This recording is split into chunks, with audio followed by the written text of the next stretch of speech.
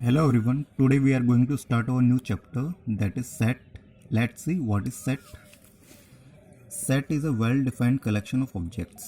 Set क्या होता है कि well defined object collection होता है objects का. अब यहाँ well defined क्या होता है? Well defined means है कि जो भी collection हमारा उसकी definition vary ना करे.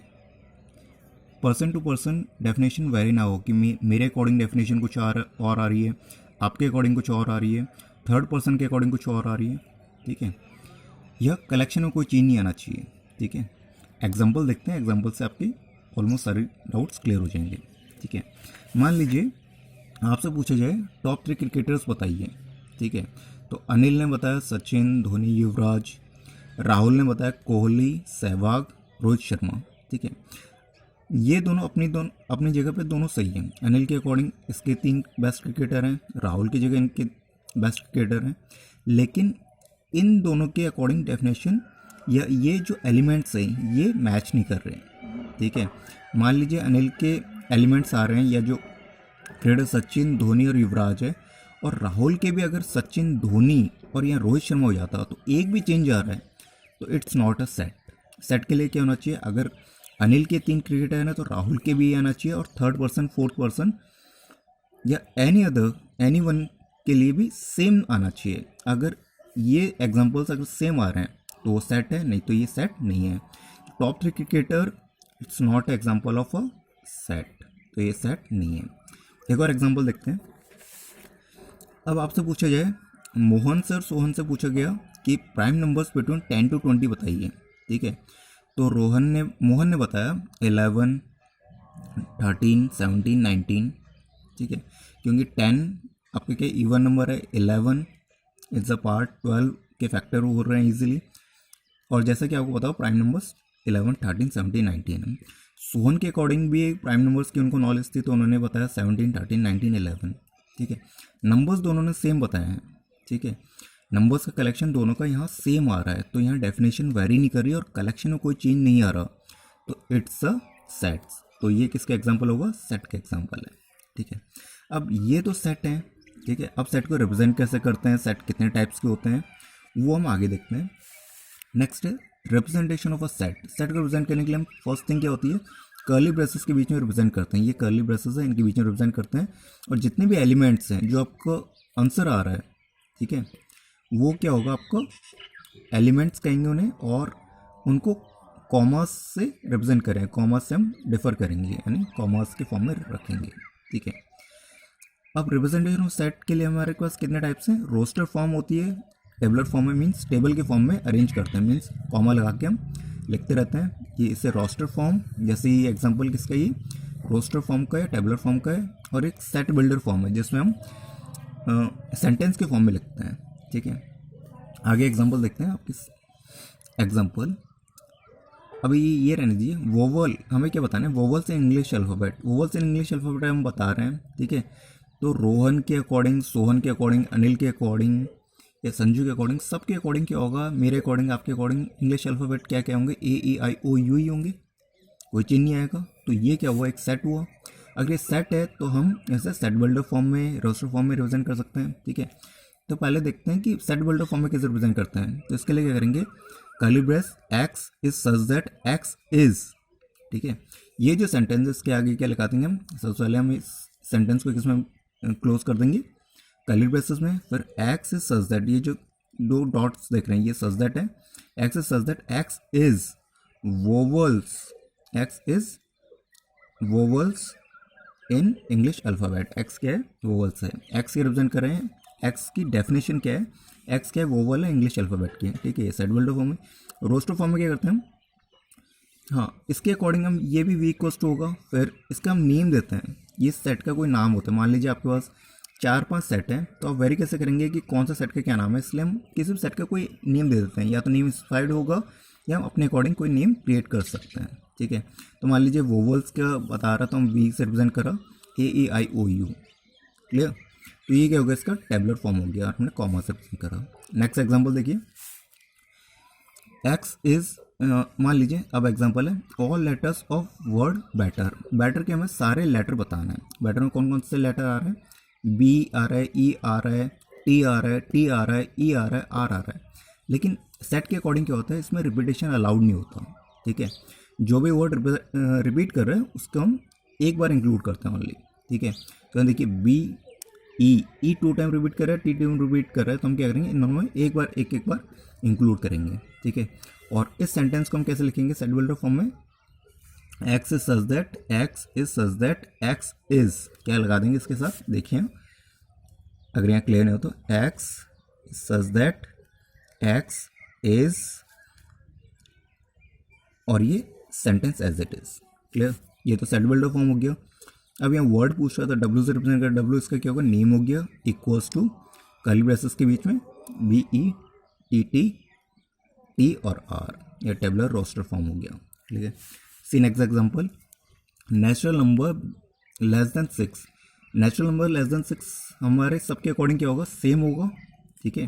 कौन कौन से नेचुरल नंबर होंगे, 1 2 3 4 5 6 हो सकता है, लेस देन बोला इसलिए 6 नहीं होगा, ये 5, और इनके बीच में कॉमास लगाया। अब इसे सेट बिल्डर फॉर्म में कैसे लिखेंगे, x is such that x is natural number less than 6, और यहाँ कैपिटल एन से यहाँ रिप्रेजेंट कर दिया, clear. See next example, solution of x square equals to 9, x square equals to 9 का सॉल्यूशन करने में हमें x equals to plus minus 3 मिलेगा, ठीक है। और तो इसके दो आंसर हैं, तो इसे एक्स इक्वल्स टू -3 और +3, ठीक है। ये क्या होगा, इसका टेबलर फॉर्म हो गया, और ये क्या हो गया, इसका सेट बिल्डर फॉर्म हो गया।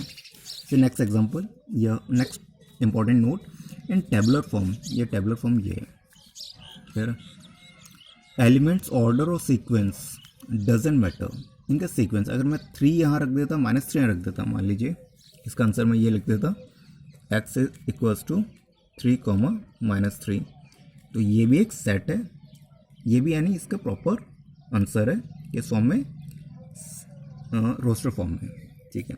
और इसका आगे क्या है, एलिमेंट्स डजंट रिपीट, इसलिए हमने यहाँ रिपीट नहीं करा, ठीक है। इन ब्रैकेट्स के बीच में जो भी मेंबर्स आते हैं उन्हें हम एलिमेंट्स कहते हैं, elements collection whatever, clear. Going further, आगे देखिए main points, sets are usually denoted by capital letters, जो हम नेम रिप्रेजेंट करते हैं, ठीक है। जैसे यहाँ इस सेट का नाम ए दे दिया, इस सेट का नाम बी दे दिया, जैसे भी, तो वो उसका नेम है, ठीक है। जो हमने कैपिटल लेटर से भी रिप्रेजेंट करे थे, ये वी दे दिया, ये डब्ल्यू दे दिया, ये कैपिटल लेटर से रिप्रेजेंट करते हैं।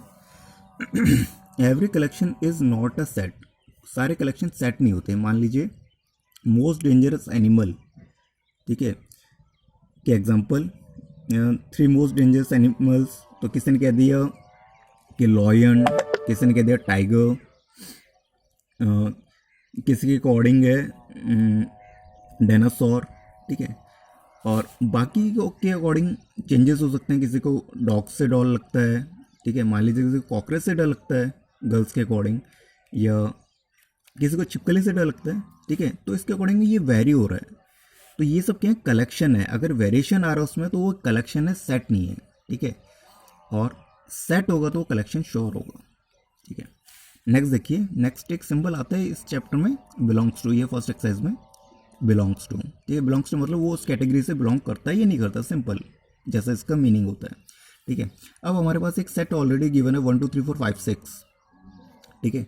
5A, अब यहाँ देखिए 5 इस कैटेगरी में है या नहीं है, हमें दिख रहा है 5 इस सेट का ए का पार्ट है, 5 इसका पार्ट है, ये तो मीन्स इससे बिलोंग करेगा, तो हम यहाँ क्या लिख देंगे, बिलोंग्स टू का सिंबल लगा देंगे, ठीक है। अब यहाँ देखिए 8 नहीं है, तो हम यहाँ क्या लिखेंगे, not belongs to, not belongs to का सिंबल है ये, क्लियर। 0 नॉट बिलोंग्स टू, तो ये not belongs to. 4 belongs to, 4 belongs to आ गया, क्लियर। नेक्स्ट देखिए, कुछ स्पेसिफाइड सेट्स हैं जिनको स्पेसिफाइड करा हुआ है कि ये इन्हीं लेटर से हम रिप्रेजेंट कर रहे हैं, ठीक है। तो नेचुरल नंबर्स का जो सेट है उसे हम कैपिटल एन से रिप्रेजेंट करेंगे, सारे इंटीजर्स के सेट को कैपिटल जेड से, रेशनल नंबर्स को क्यू से, रियल नंबर्स को आर से। जेड पॉजिटिव क्या होगा आपका, positive integer, clear. Q positive, positive rational number, और R positive, positive real numbers, clear. तो हमें इन नंबर्स को जहाँ भी है कैपिटल एन इनसे रिप्रेजेंट कर रहे हैं।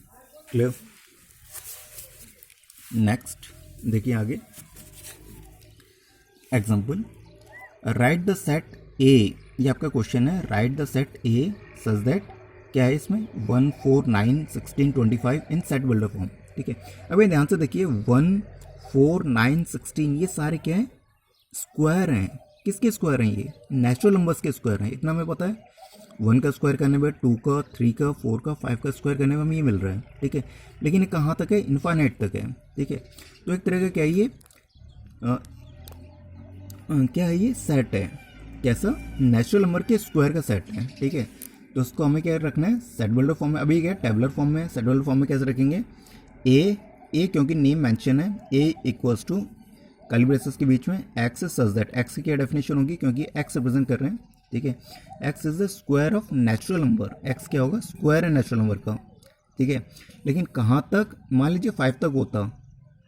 ठीक है, तो हम ये क्या लिखते हैं, बिलो 6 या अप टू 5। क्लियर है, लेकिन ये बाउंड नहीं है, ये इनफाइनाइट सेट है। अगर ये फाइनाइट सेट होता तो हमें ये एक लाइन और ऐड करनी पड़ती है। ठीक है, ये दूसरा तरीके से देखिए इसे रिप्रेजेंट करने का, x such that x equals to n square. N क्या है, n belongs to natural number. ठीक है, और ये नेचुरल नंबर कहाँ तक होते हैं, इनफाइनाइट तक होते हैं, तो ये भी इनफाइनाइट। ठीक है, से next example, write the set 1/2, 2/3, 3/4, 4/5, 5/6, 6/7 in the set builder form. ये सेट बिल्डर फॉर्म में है। ठीक है, अब ये देखिए इसको सॉल्व करते हैं, हमें क्या लिखना है, सेट बिल्डर फॉर्म में रखना है। अब सेट बिल्डर फॉर्म में क्या होगा, x is such that x equals to.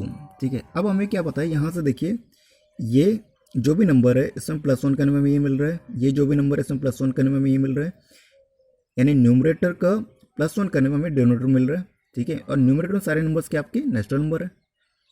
Clear है, कहाँ तक, 6 तक, 1 से लेके 6 तक के हैं। ठीक है, तो हमें ये तो पता है कि ऊपर नेचुरल नंबर है और नीचे नेचुरल नंबर +1 है। ठीक है, और n किससे बिलोंग कर रहा है, नेचुरल नंबर से, न्यूमरेटर में सारे नेचुरल नंबर्स हैं और डिनोमिनेटर में नेचुरल नंबर्स है। ठीक है, लेकिन उसका वो +1 है। ठीक है, और नेचुरल नंबर कहाँ से स्टार्ट है, 1 से, और कहाँ तक है, 6 तक। तो हमने ये ऐसा रिप्रेजेंट कर दिया। इसके अकॉर्डिंग डेफिनेशन से अगर हम दोबारा ये बनाया तो हमें यही मिल रहा है। देखिए 1 पुट करो, नेचुरल नंबर कहाँ से स्टार्ट है, 1 से, 1 पुट करो, 1 + 1 2, तो 1/2 आ गया। सेकेंड, यहाँ दोबारा नेक्स्ट 1 के बाद 2 पुट करो, 2 और 2 + 1 3, यहाँ 3 पुट करो, 3/4, यहाँ 4 पुट करो, 4/5, यहाँ 5 पुट करो, 5/6, यहाँ 6 पुट करो, 6/7। अब यहाँ 7 पुट कर नहीं सकते क्योंकि ये बाउंड हो गया इस डेफिनेशन के अकॉर्डिंग। ठीक है, तो इसके अकॉर्डिंग हमारे इन दोनों में कोई चेंज नहीं आना चाहिए। मान लीजिए इसमें और उसमें कोई चेंज आया तो ये इसकी सेट बिल्डर फॉर्म नहीं होती। ठीक है, see next example, write the solution of the equation x² + x - 2 in roster form. इसे रोस्टर फॉर्म में रखना है, रोस्टर फॉर्म में रख देंगे। पहले से सॉल्व करते हैं, x - 1 x + 2 इसके फैक्टर होंगे। ठीक है, उसके अकॉर्डिंग हमारे इसके के आगे जीरोज आ गए जो आप 10th क्लास में 9th क्लास में पढ़ चुके हैं। ठीक है, अब ये इक्वेशन का पार्ट है, तो e = 1 - 2, इसे -2 1 लिखें तब भी ये doesn't matter, the solution is also correct. ठीक है, so last example, write the equation x is a positive integer. ठीक है, क्या कह रहे क्वेश्चन के अकॉर्डिंग, x क्या होना चाहिए, पॉजिटिव इंटीजर होना चाहिए, एंड x² < 40। x क्या होना चाहिए, तो पॉजिटिव इंटीजर होना चाहिए और उसका स्क्वायर 40 से लेस होना चाहिए। ठीक है, उसे रोस्टर फॉर्म में रखना है। मान लीजिए 1 का स्क्वायर < 40, 2 का स्क्वायर < 40, 3 का स्क्वायर < 40, 4 का स्क्वायर 16 ऑल्सो < 40, 5 का स्क्वायर 25 < 40, 5 का स्क्वायर 25 < 40, 6 का स्क्वायर 36 < 40, 7 का स्क्वायर 49, इट्स नॉट < 40। तो कहाँ तक ये नंबर्स आ रहे हैं, पॉजिटिव इंटीजर आ रहे हैं। ठीक है, अब ये इंटीजर कह दिया और पॉजिटिव कह दिया, इसलिए क्या बाउंड हो गए, पॉजिटिव इंटीजर के लिए। ठीक है, 0 क्यों नहीं लिया, 0 इज नॉट पॉजिटिव इंटीजर। ठीक है, तो इसका आंसर क्या होगा, 1 2 3 4 5 6। Clear, I think it is more than sufficient for first exercise.